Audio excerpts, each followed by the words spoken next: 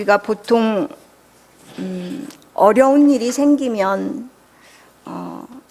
각자 자기가 멘토로 섬기는 사람들을 찾아가서 하소연을 하기도 하고 또 좋은 조언을 구하기도 하고 때로는 도움을 구하기도 합니다. 오늘 사도 바울과 디모데는 이렇게 멘토링 관계입니다. 사도 바울은 삶의 여러 가지 경험과 또 지식이 많아서 돕는 역할들을 계속해서 디모데에게 주고 있습니다. 가까이서 때로는 주기도 했고 때로는 멀리 떨어져서 있지만 늘 마음으로 또 기도로 디모데를 항상 도와왔던 것을 우리 오늘 디모데 후서를 통해서도 우리가 알 수가 있습니다. 그런데 오늘 바울은 디모데에게 너는 배우고 확신한 일에 거하라 이렇게 권면을 하고 있습니다. 우리가 사람을 통해서도 경험을 통해서도 여러 가지 배우고 확신하는 일들이 있습니다. 그런데 확신하게 되면 어떻게 되냐면 어떤 문제가 생겨도 그 문제를 딛고 일어서서 나아가게 합니다. 그래서 오늘 확신하는 사람들은 그래서 어떠한 일이 있어도 흔들리지 않고 그 내게 주어진 일들을 묵묵히 앞으로 나아가게 하는 힘이 역동이 있습니다. 오늘 사도 바울이 디모데에게 배우고 확신한 일이 무엇인지를 한번 살펴보겠습니다. 오늘 바울의 삶을 통해서 디모데에게 주어지는 말씀이 있습니다. 그러면 디모데가 바울을 통해서 배우고 확신했던 바울의 삶을 통해서 또는 바울의 권면을 통해서 확신하는 일들이 무엇인지 보겠습니다. 10절 11절입니다. 나의 교훈과 행실과 의향과 믿음과 오래 참음과 사람과 인내와 박해를 받음과 고난과 또한 안디옥과 이고니온과 루스드라에서 당한 일과 어떠한 박해를 받은 것을 내가 과연 보고 알았거니와 주께서 이 모든 것 가운데서 나를 건지셨느니라. 오늘 우리가 잘 아는 속담이 있습니다. 콩 심은 데 콩 나고 팥 심은 데 팥 난다 이런 말이 있습니다. 심는 대로 거둔다라고 하죠. 오늘 바울은 9가지 상태들, 9가지의 삶의 자세들을 오늘 말씀하고 있습니다. 오늘 앞에 부분에 나의 교훈이라고만 나를 썼지만 나가 생략되었습니다. 그래서 나의 행실, 의향, 목표점, 또 믿음, 오래 참음, 사랑, 인내, 박해, 고난, 또 안디옥에서 또는 이고니온과 루스드라에서 디모데가 직접 함께 겪었던 바울의 모습 속에서 드러나는 여러 가지 형태가 있지만 함축해서 한 단어로 말하면 오늘 박해라는 단어입니다. 고난이라는 단어로 말할 수가 있습니다. 그래서 12절에 실은 권면을 하는 말씀입니다. 디모데에게 12절 말씀은 사도 바울이 디모데에게 하고 싶은 말씀입니다. 무릇 그리스도 예수 안에서 경건하게 살고자 하는 자는 박해를 받으리라. 실은 10절과 11절을 통해서 사도 바울의 자신의 경험을 드러내는 말이 12절 말씀입니다. 경건하게 살고자 하는 자는 박해를 받는다. 그러니까 디모데 너도 지금 여러 가지 어려운 환경이 있지만 어려운 문제가 있지만 교회에 여러 가지 문제가 있지만 개인적으로 너에게 문제가 있지만 이 문제를 직시하고 그대로 묵묵히 이 고난을 딛고 일어서서 고난을 피하려고 하지 말고 지켜나가라 라고 하는 바울의 마음이 포함되어 있는 말씀입니다. 그런데 이 12절의 말씀에 병행 본문이 여러 본문이 있지만 똑같이 같은 의미로 주는 말씀은 골로새서 1장 24절의 말씀입니다. 함께 제가 읽어보겠습니다. 나는 이제 너희를 위하여 받는 괴로움을 기뻐하고 그리스도의 남은 고난을 그의 몸된 교회를 위하여 내 육체에 채우노라.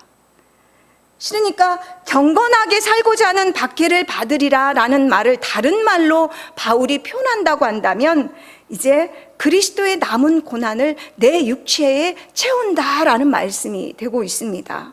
그러니까 박해를 받아라 라면서 지금부터는 이제 내 육체에 그리스도의 고난을, 남은 고난을 내가 싸우면서 살 것이다 라고 하는 말씀과 같은 말씀입니다.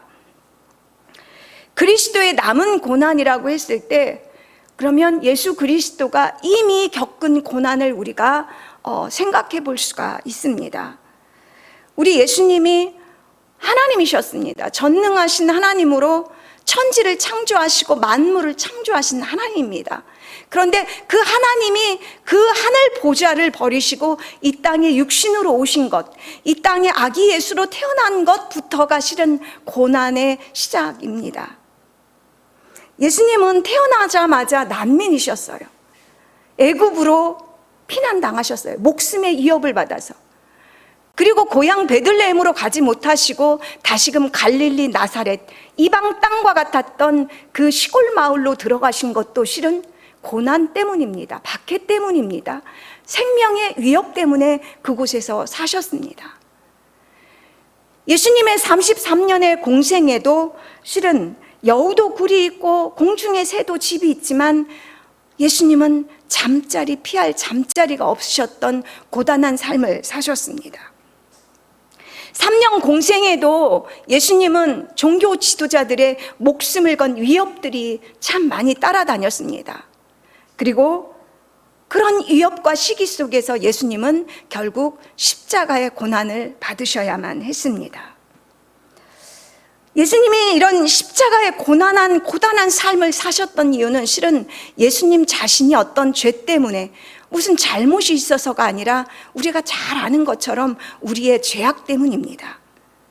이사야서 53장 6절에 우리는 다 양 같아서 그릇 행하여 각기 제 길로 갔거늘 여호와께서는 우리 모두의 죄악을 그에게 담당시키셨도다. 그러니까 예수님이 이런 고단한 삶, 가난한 삶, 박해를 받는 삶, 생명의 위협을 받았던 삶은 실은 나 때문에, 우리 교회 때문에 당한 고난의 삶이셨습니다.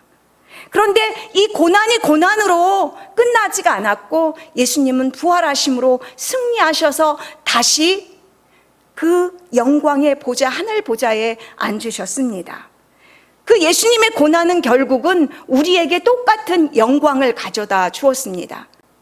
예수 이름을 믿는 자마다 하나님의 자녀가 되는 그 권세를 입은 것이 바로 그 영광이고, 예수님이 다시 보좌에 앉으셨던 것처럼 우리도 후에, 이제 부활 후에는 다시금 그 영광의 보좌 위에 함께 앉을 것이기 때문입니다.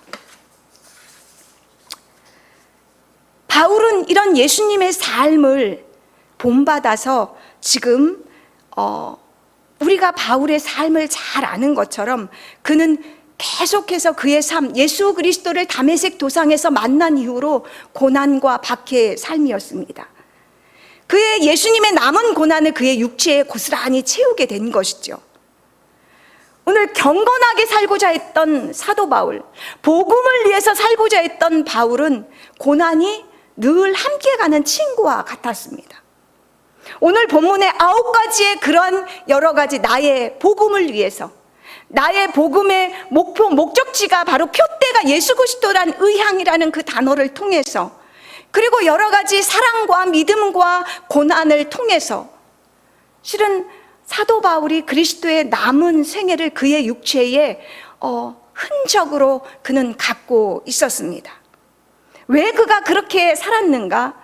골로새서 1장 24절, 교회를 위해서 그렇게 살았다라고 합니다. 남의 생명을 위해서, 교회를 위해서 바울이 그렇게 그리스도의 남은 고난을 자신의 육체에 채운 이유는 교회의 생명을, 더 풍성한 생명을 주기 위함이라고 말씀합니다. 고린도후서 4장 10절 11절에 바울은 그렇게 고백합니다. 우리가 항상 예수의 죽음을 몸에 짊어짐은 예수의 생명이 또한 우리 몸에 나타나게 하려 함이라. 우리 살아있는 자가 항상 예수를 위하여 죽음에 넘겨짐은 예수의 생명이 또한 우리 육체에 나타나게 하려 함이라 라고 이렇게 고백하고 있습니다. 누군가에게 생명을 주기 위해서, 복음을 전함으로 나는 고난을 받지만 누군가에게 그 복음이 생명이 되게 하기 위해서 그 남은 육체의 고난을 채운다라고 고백하고 있습니다. 그렇다면 우리 그리스도인들은 똑같이 이와 같이 우리의 남은 육체에 그리스도의 남은 그 고난을 채우는 삶이어야 합니다. 내가 예수를 믿는다고 하는 것은 우리가 세례를 통해서 예수님과 한 몸이 되었다라고 하는 증표입니다. 우리는 예수 그리스도 안에서 예수님과 한 몸입니다. 그래서 예수님과 함께 죽었고, 그리고 예수님과 함께 부활한 몸입니다. 그리스도가 고난을 받고 그 영광을 얻었던 것처럼, 또 사도 바울이 그리스도의 남은 그 고난을 그의 육체에 고스란히 받았던 것처럼, 우리 성도는, 우리는 예수를 믿는 자는 또 그리스도의 남은 그 고난을 우리 육체에 받아야 할 소명이 우리 각자에게 있다라고 하는 말씀입니다. 무릇 그리스도 예수 안에서 경건하게 살고자 하는 자는 박해를 받으리라. 남은 박해를 우리가 받아야 한다라는 말씀입니다. 그렇다면 내 육체에 채울 고난은 무엇일까요? 이 내 육체에 채운다라고 하는 것은 어떤 의미가 있다라고 하는 말일까요? 오늘 우리가 살아가는 교회는 우리 대한민국이죠. 지역에 따라 각기 다르지만 박해, 핍박은 그렇게 1세기 바울 시대에 살았던, 바울이 받았던 그런 박해와 핍박은 없습니다. 마귀는 때때로 이렇게 박해라는 핍박이라는 무기를 통해서 그의 목표를 이루기도 합니다. 괴롭히는 교회를, 그런 괴롭히는 시대가 분명히 1세기, 또 2세기, 3세기 중세 때도 있었습니다. 그러나 오늘날은 마귀가 사용하는 그 전략이 바뀌어서 박해를 주는 곳이 우리나라는 아닙니다.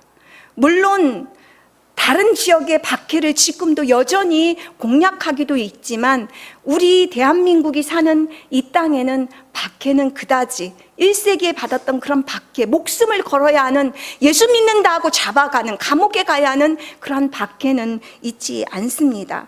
마귀의 새로운 전략은 뭐냐면 자유스러움입니다. 풍요입니다. 풍요. 그래서 실은 우리가 예수를 잘 믿고는 있지만, 이런 물질적인 풍요로움, 물질적인 안락함, 이런 자유스러움 때문에 오히려 하나님을 안다라고 고백은 하지만 하나님을 절실하게 믿지는 못하고 있다라고 하는 말씀입니다. 점점점 마귀는 그 풍요로움과 자유스러움을 통해서 점점 하나님을 인정은 하지만 하나님과 밀접하게 동행하는 걸 막고 있다라는 뜻입니다. 하나님을 인정하지만 하나님과 상관없이 살아갈 때가 우리가 얼마나 많습니까? 그게 마귀의 새로운 오늘날 주는 전략입니다. 근데 놀랍게도 시대마다 이런 마귀의 전략은 다양하게 다르지만, 영적인 모습은, 이렇게 나아가는 영적인 모습은 바울 시대나 또 디모데가 겪었던 그 시대나 오늘날 시대는 거의 비슷하다라고 볼 수가 있습니다. 왜냐하면 예수님 오신 이후로 말세가 시작되었기 때문입니다. 디모데전서 3장 1절 이하에는 그 모습, 말세가 당하면 이 세상의 영적인 모습, 우리가 사는 세상의 모습이 어떤 것인가를 잘 표현해 주고 있습니다. 제가 부분 한번 읽어보겠습니다. 사람들이 자기를 사랑하며 돈을 사랑하며 자랑하며 교만하며 비방하며 부모를 거역하며 감사하지 아니하며 거룩하지 아니하며 무정하며 원통함을 풀지 아니하며 모함하며 절제하지 못하며 사나우며 선한 것을 좋아하지 아니하며 쾌락 사랑하기를 하나님 사랑 것보다 더하며, 또 경건의 모양은 있으나 경건의 능력은 부인하니 네가 이 같은 자들에게서 내가 돌아서라 라고 이렇게 권면하고 있습니다. 그러니까 세상의 풍요 속에서 경건하게 힘쓰며 살아가는 것도 우리에게는 새로운 박해의 모습이라는 것입니다.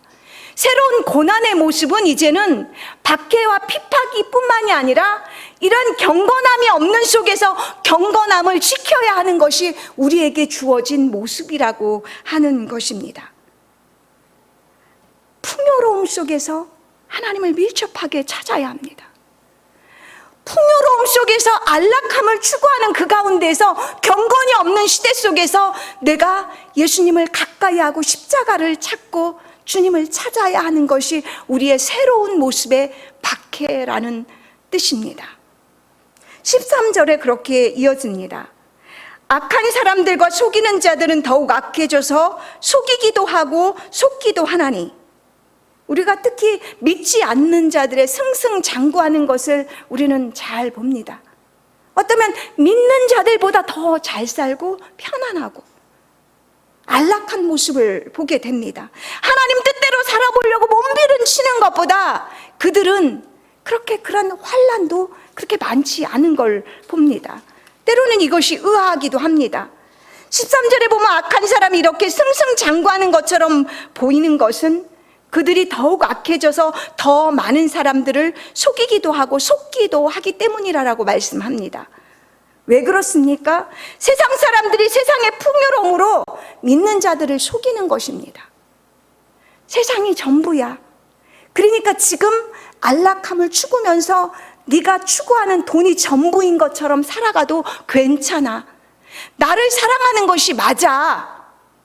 라고 이렇게 새로운 전략 가운데 우리를 세상으로 점점점 하나님과 등지고 살아가게 하는 새로운 전략 가운데 살아가는 것이 오늘 우리의 영적인 모습이라고 하는 것입니다. 이 세상이 전부라고 하는 것입니다. 저 세상은 없다라고 하는 것입니다. 그래서 남을 속일 뿐만 아니라 믿는 자들을 속일 뿐만 아니라 자기 자신도 속고 있다라고 하는 것입니다. 이러한 모습을 가장 명확하게 보여주는 것이 시편 73편에 나오지 않습니까? 이 저자가 악인의 형통함을 부러워하다가 거의 미끄러질 뻔했다라고 고백하고 있습니다. 왜 그랬습니까? 부럽기 때문인 거예요. 나는 그렇지 않은데 믿지 않는 자들은 너무 잘 되는 거예요. 형통한 거예요. 편안한 거예요.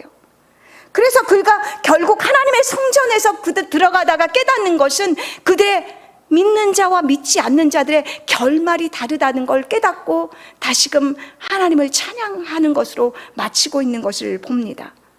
우리가 꿈을 깨면 어떻습니까? 꿈을 막 꾸다가 꿈속에서 우리가 너무 좋은 모습을 보면 깨지고 싶지 않은데, 그런데 깨고 나면 그것이 아무것도 아닌 것 같지 않습니까? 이 세상이 그렇다는 거예요. 꿈을 꾸다가 그 꿈꾸는 그것은 너무 좋고 행복한데, 그런데 그게 깨고 나면 아무것도 아닌 것처럼 이 세상은 훗날 그렇게 된다라고 하는 것입니다. 하나님 앞에서. 시편 94편은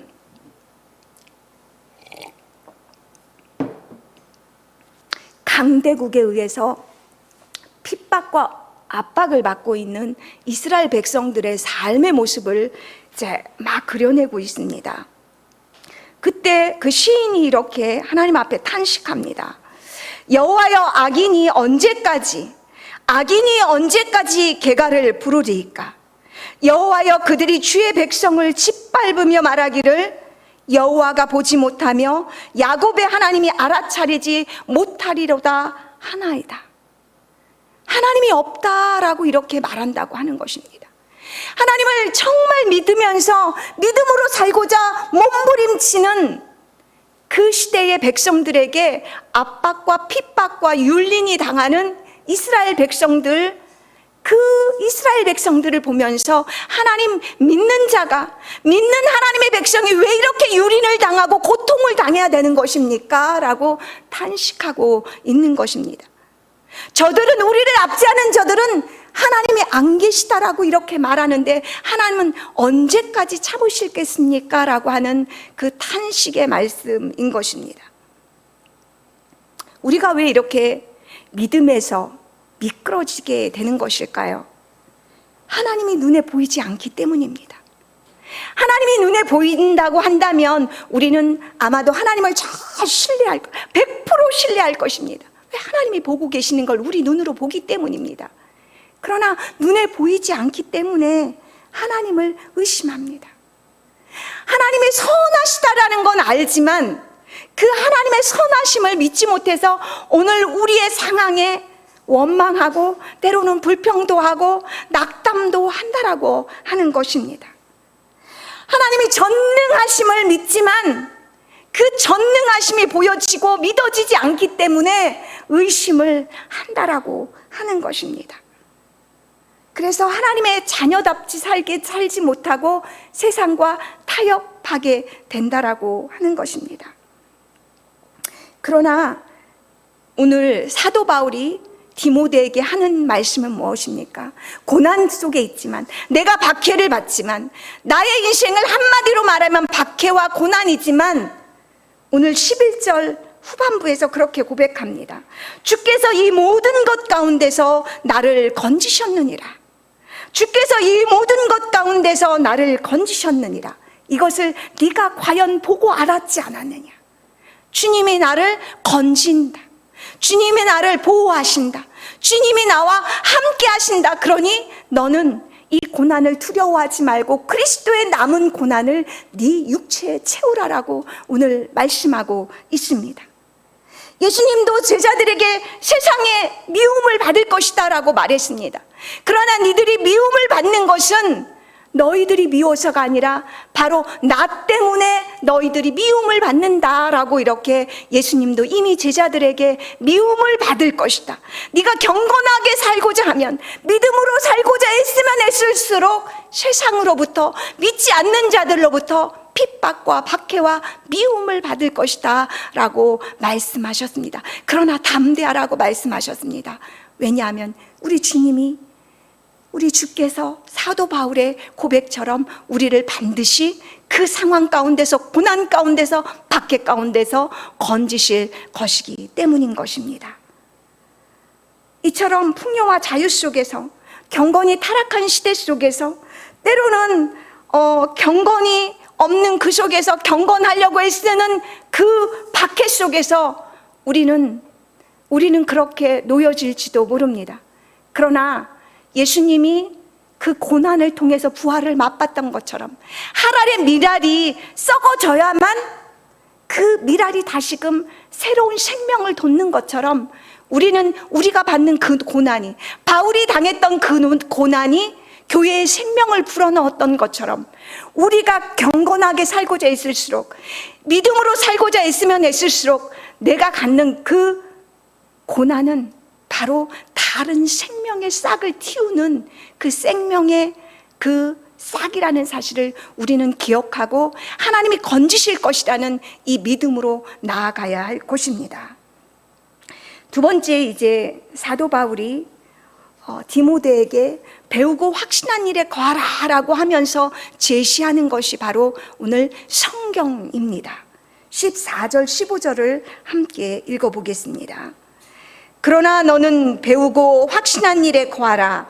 너는 내가 누구에게서 배운 것을 알며 또 어려서부터 성경을 알았나니 성경은 능히 너로 하여금 그리스도 예수 안에 있는 믿음으로 말미암아 구원에 이르는 지혜가 있게 하느니라.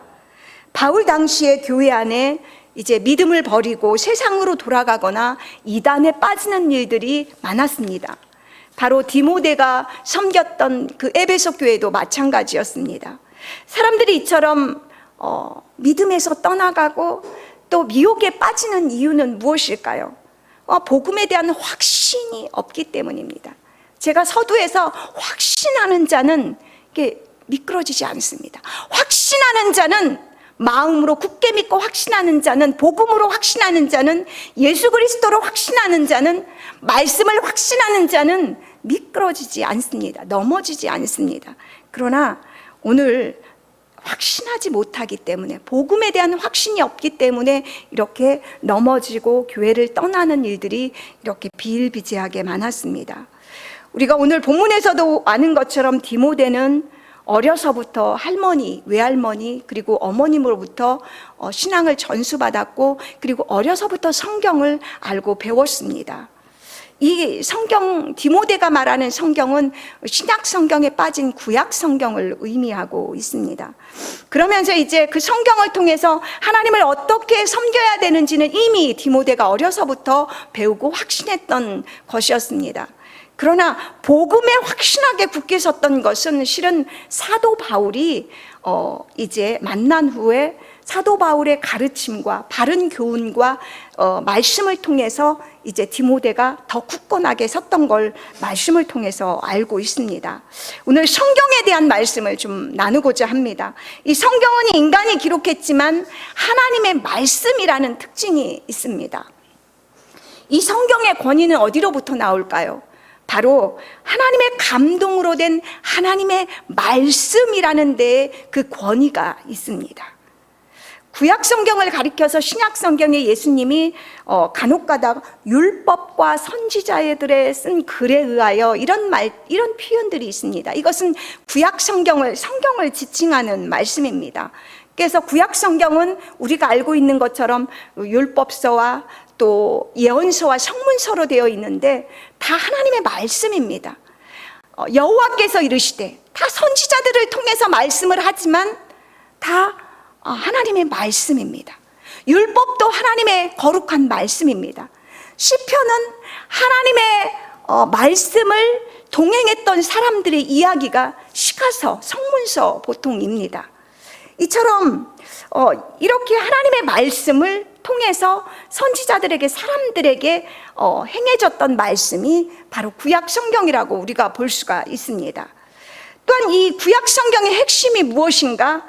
오실 메시아, 오실 예수님에 대한 이러한 메시지가 곳곳마다 숨어 있습니다. 그래서 신약 성경은 예수님이 오셔서 하신 약속의 말씀이 바로 신약 성경이라는 것이지요.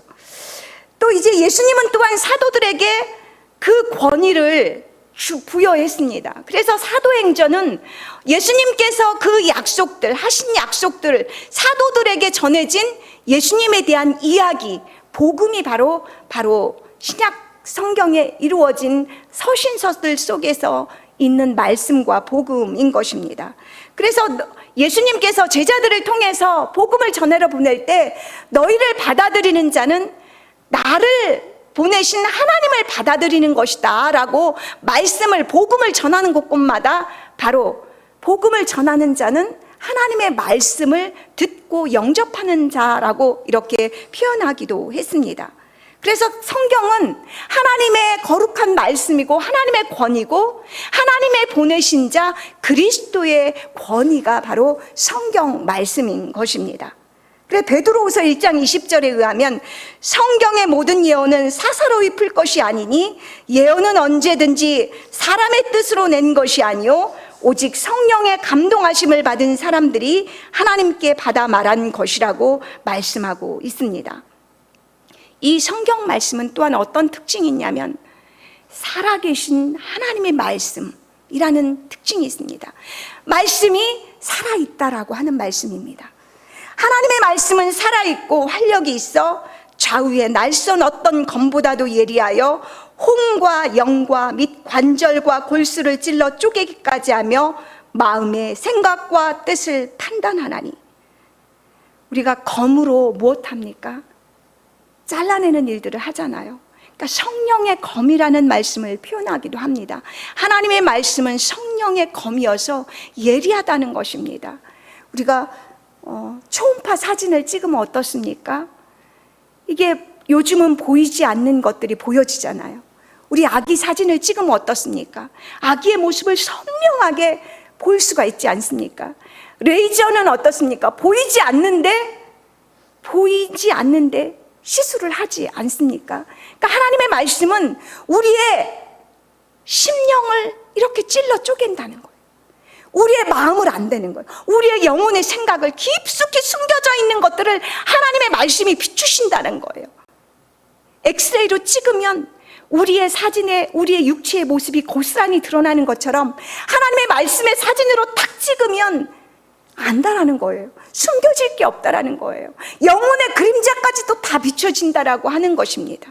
하나님의 말씀은 이렇게 살아있는 생명이 있는 말씀이라는 특징이 있습니다. 이 말씀이 여러 가지 오늘 말씀에 나오는 것처럼 유익이 있지만 가장 이 성경이 주는 가장 핵심은 생명입니다. 예수 그리스도를 통한 생명이 우리에게 주어진다라고 하는 것입니다. 그래서 구약이 무엇인가? 오실 메시아, 오실 예수 그리스도, 신약이 무엇인가? 오신 예수 그리스도.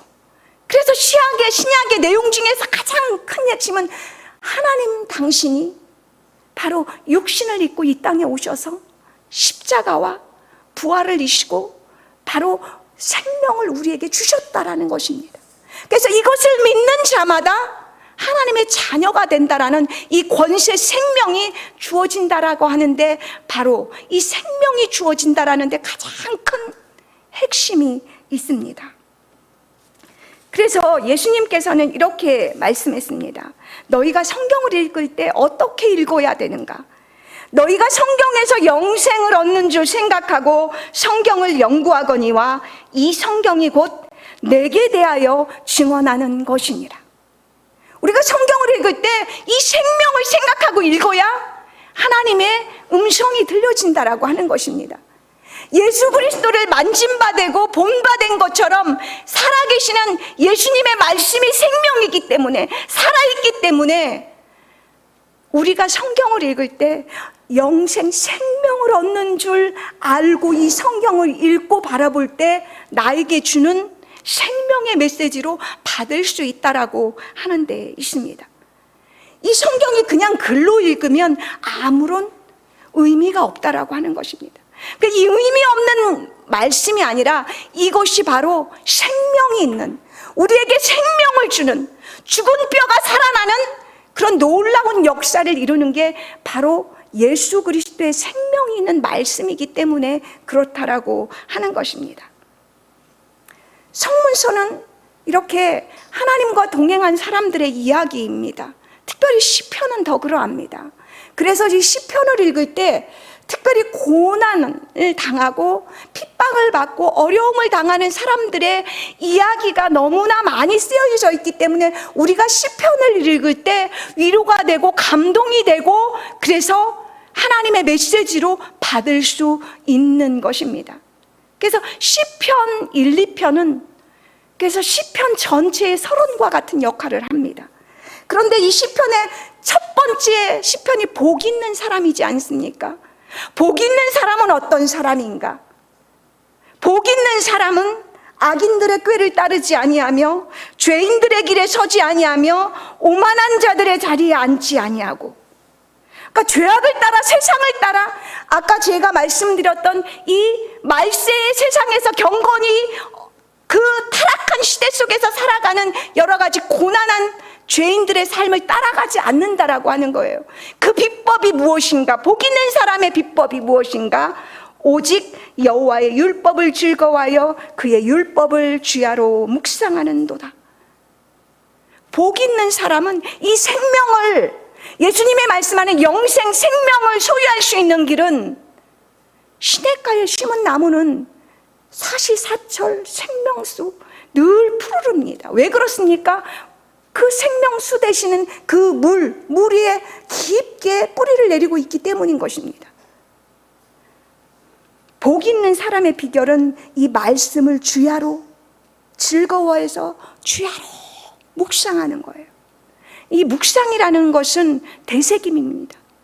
곱씹고 중얼거리면서 곱씹을 때 이 말씀이 내게 생명이 되고 위로가 되고 소망이 된다라고 하는 이 성경이 주는 여러 가지 유익줄들이 다 이렇게 우리 안에 영혼의 마음에 스며든다라고 하는 말씀입니다. 복 있는 사람이 되기를 축원합니다. 우리가 이렇게 성경은 우리 인생의 나침판이지 않습니까? 길을 잃어버렸을 때 나침판이 필요한 것처럼, 목적지를 갈 때 잘 가려면 내비게이션이 필요한 것처럼 우리 인생의 내비게이션, 인생의 나침판이 바로 성경입니다. 그래서 오늘 디모데에게 확신하는 것, 디모데에게 다시금 배우고 확신하면서 거기에 네가 집중해야 할 것이 무엇인가? 바로 성경이라고 말합니다. 성경의 가장 큰 의의는 15절에 나와 있는 것처럼 능히 너로 하여금 그리스도 예수 안에 있는 믿음으로 말미암아 구원에 이르는 지혜가 있게 하느니라. 능히 너로 하여금 그리스도 예수 안에 있는 믿음으로 말미암아 구원에 이르는 지혜가 있게 하느니라. 우리 예수님은 성경을 어떻게 읽으셨을까요? 예수님은 분명히 구약 성경을 디모데처럼 읽고 묵상하고, 그리고 시냇가에 심은 나무처럼 늘 말씀을 읽고 묵상하셨을 것입니다. 왜냐하면 예수님은 이미 십자가의 길을 걸어가야 할 걸, 자신의 사명과 소명을 이미 다 알고 계셨어요. 그래서 누가복음 24장에는 이렇게 말씀합니다. 구약 성경의 성취자가 자신이 될 것을 이미 알고 계셨다라고 하는 거죠. 모세와 모든 선지자의 글로 시작하여, 이게 성경, 구약 성경을 의미합니다. 모든 성경에 쓴 바 자기에 관한 것을 자세히 설명하시니라. 엠마오로 가는 제자들에게 예수님이 부활하신 후에 십자가에 죽으신 그 모습을 보고 낙심해 가는 제자들에게 한 말씀입니다. 이 십자가의 죽음, 걸어가는 그 고난의 길을 얘기했던 구약의 선지자들, 메시아가 올 것이라고 했던 이 메시아가 바로 나라고 하는 것, 그 메시아가 본인 자신이라는 것, 십자가의 길을 걷고 부활의 길을 걸어가야 하는 당신이 자신이라는 것들을 이렇게 말씀하셨습니다. 44절에 똑같은 말씀을 합니다. 모세의 율법과 선지자의 글과 시편의 나를 가리켜 기록된 모든 것이 이루어져야 하리라 한 말이 이것이라 하시고, 이에 그들의 마음을 열어 성경을 깨닫게 하셨다라고 말씀을 하고 있습니다. 그러니까 예수님은 성경을 읽을 때마다 자신이 걸어가야 할 십자가의 이 고난의 길을 늘 묵상하셨다라고 하는 것을 알 수가 있습니다. 그래서 결국은 그 약속을 성취하셨습니다. 그렇다고 한다면 우리가 이 성경을 읽을 때 바로 내게 주실 말씀, 우리에게도 고난이 있을 때, 어려움을 당할 때, 이 성경을 볼 때 이 성경이 내게 이루어지기를 바라는 마음으로 찾고 찾을 때 하나님의 음성이 우리에게 들려진다라고 하는 것입니다. 예수님이 성경을 읽을 때 그런 마음으로 읽고 읽을 때 바로 시편에 하나님, 나의 하나님 어찌하여 나를 버리셨나이까, 이 말씀이 바로 곧 내게 주시는 그 말씀이라는 걸 깨달았던 것처럼, 이 말씀이 내게 주시는 말씀이나 라고 우리가 받을 수 있다라고 하는 것입니다. 예수님이 그렇게 간절히 그 말씀이 이루어지기를 사모하면서 읽었던 것처럼 우리가 그런 사모함을 가지고 읽을 때 그 말씀이 내게 들려지고 내게 내 손으로 만짐받은, 경험받는 그런 말씀이 된다라고 하는 말씀입니다. 저는 끝으로 오늘 우리에게 하늘의 미랄이 되셔서 우리에게 생명을 주셨던 예수님의 가상칠언을 한번 되새기면서 한 주간 우리가 예수님을 묵상하는 시간이 되기를 바라는 마음으로 가상칠언을 말씀하면서 마치려고 합니다. 예수님의 가상칠언은 십자가상에서 고난을 받으면서 예수님이 내뱉었던 7마디의 말씀입니다. 아버지, 저들을 사해 주옵소서.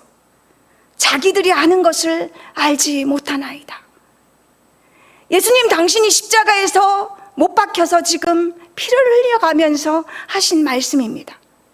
십자가에서 죽으신 나를 십자가에 못 받게 한 그들이 어떤 일을 하는지조차도 모르고 한 저들을 용서해달라는, 하나님 앞에 용서를 구하는 기도를 첫마디로 하셨습니다. 그리고 내가 진실로 내게 이르노니 오늘 내가 나와 함께 낙원에 있으리라. 십자가에 계시면서 죽어가는 그 옆에 매달려 있는 강도를 향해서 복음을 전하고 함께 낙원에 있으리라라는 자신의 소명을 끝까지 잃어버린 자를 찾으시는 주님의 모습입니다. 여자여 보소서 아들이니이다. 자기를 낳았던 마리아에게 하는 말씀입니다. 마리아가 어떻게 잉태했는지를 누구보다도 마리아 자신은 압니다. 바로 하나님이신 당신이 성육신 시키셨던 마리아에게 하는 말이기도 합니다. 보라, 내 어머니라. 자신의 어머니를 사도 요한에게 부탁하는, 자신의 아들은 이렇게 가지만 아들로서의 소명을 다신 제자들에 넘기시는 모습입니다. 나의 하나님, 나의 하나님 어찌하여 나를 버리셨나이까. 시편 22편에 바로 다윗이 겪었던 고스란히 고난당하는 그 모습을 바로 자신의 모습을 바라보면서 다시 외쳤던 말씀입니다.